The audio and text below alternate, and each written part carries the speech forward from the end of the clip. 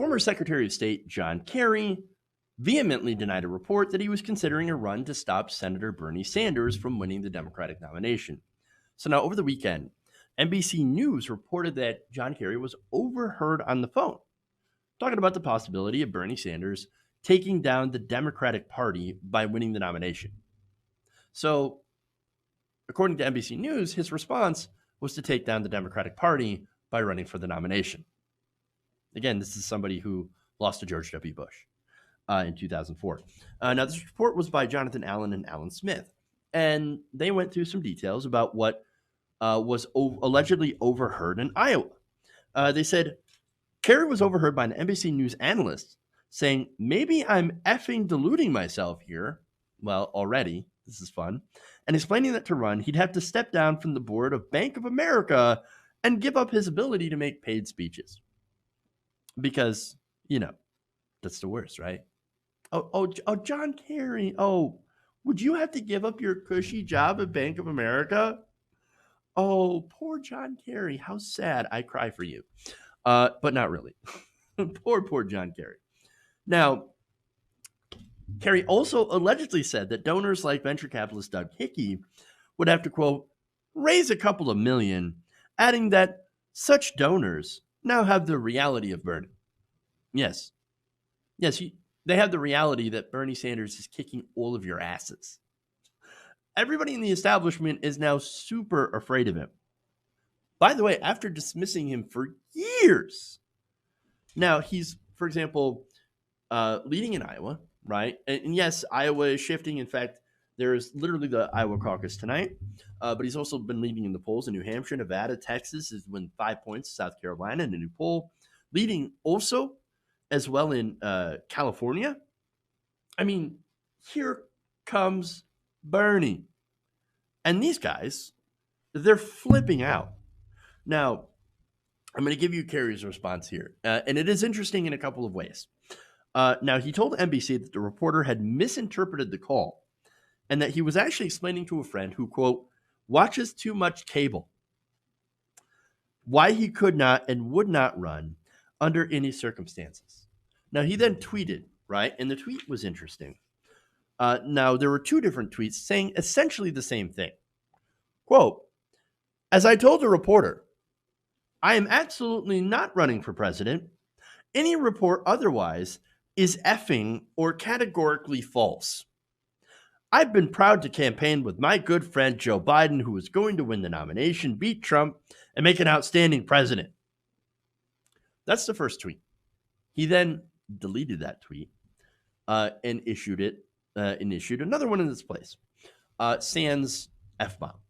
So instead of otherwise is effing or categorically false, just said is false. Okay. All right. So that's weird because this guy's a top politician. He's a diplomat. Doesn't seem like him at all, right?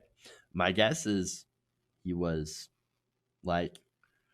caught. I think he was talking about this. I don't believe his story. He was talking about it. Maybe he's in favor of running. Maybe he's saying no. Like if I run, I'd have to quit my cushy job. I don't want to do that. That's crazy. No, I wouldn't want to do that, even though I'd have to run against Bernie Sanders. Oof, man, I don't want to do that. So now being overheard, super, super embarrassing, right? So that makes him mad. He fires off this tweet and then reels himself back in. Now, the reason it was so embarrassing for him is not that he was caught basically talking about taking down Bernie Sanders. No, that's something that us progressives focus on a lot, right? Because, now here comes John Kerry trying to take down Bernie Sanders. That's not the big story, right? Reality, the big story is that John Kerry is currently a surrogate for Joe Biden. If it were to come out that he was planning a run against Joe Biden, and by the way, I think it's too late for him to make much of a difference anyway. And so hence a reason why he wouldn't run. But the whole idea that there are people pressuring John Kerry to run against Bernie Sanders for the nomination shows that no one has any faith in Joe Biden at all. I mean, that is super embarrassing. Imagine you're Joe Biden, which I know, scary thought, right? I mean, then you have to think about how the phonographs are teaching the word, the words to kids and rubbing their leg hair and whatever. Like, that's a scary mind to imagine being in. But okay, imagine if you're Joe Biden and you're seeing the establishment trying to urge your, surrogates to run in a primary against you because they have absolutely no faith in you whatsoever. Look, they're trying everything, right? I mean, look, I think they all know at this point that Joe Biden is going to get slaughtered by Donald Trump if he becomes the nominee. The same way that Donald Trump destroyed Hillary Clinton. He's got a lot of baggage. And by the way, for those of you like, what? Hillary Clinton got 30 million more votes than Donald Trump. Yeah, but Hillary Clinton should be a smarter politician. She should have known how to campaign for the Electoral College.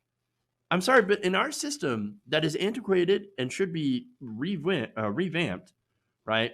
And the Electoral College eliminated, you still have to win the states in the Electoral College. You have to win the Electoral College. She did not do that. So your 3 million votes, yeah, in a democracy that would have mattered, but we are not a democracy. And so maybe we should change it so that we become more of a democracy. But no, that's going too far. It's too much change. Can't have that if you ask the establishment. But anyway, so yeah, he's got a lot of baggage. Joe Biden does. I mean, he's got a history of terrible votes. The war in Iraq, the bankruptcy bill, the 1994 crime bill, working with segregationists, being against busing for African Americans, literally being the senator from MBNA, which is a credit card company, because he's so in favor of credit card companies. He's on video bragging about wanting to cut Social Security and Medicare, Medicaid. He's taken millions of dollars.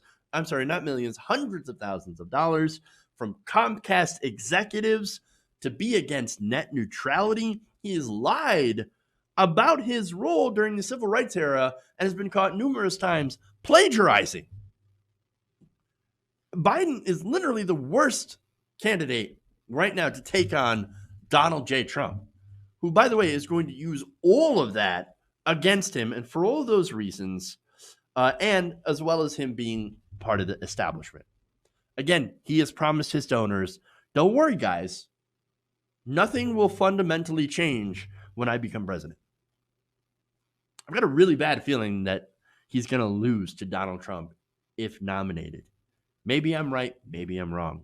But I'm kind of thinking that maybe we shouldn't gamble with the next 4 years by nominating the wrong guy. Kerry or Biden or Bloomberg or any of the establishment figures or billionaires. It's just wrong. No, what we need is the one person that is consistently polled above Donald Trump. And that is Bernie Sanders. Because you know what? When you actually have real left-wing populism with somebody who has a history of backing that up, somebody that you can trust, versus a fake right-wing populist, the real one tends to win every time. Hey guys, hopefully you enjoyed that free video. Now I'm going to have to ask you a favor. Between the demonetization and the YouTube algorithm messing around with view counts, etc., we're having a hard time adjusting to the new YouTube reality, which is where you guys come in. See, we have a patreon.com/TYTNation set up to help us rely on you guys, the viewers, instead of big corporate ads. Look, you know the show. You know I'm not in favor of big corporations anyway. So help us transition away from relying on the ad model to pay the bills and sign up to be a patron, patreon.com/TYTNation. That goes a long way to help us keep the lights on. And you guys will know that you're supporting independent progressive media.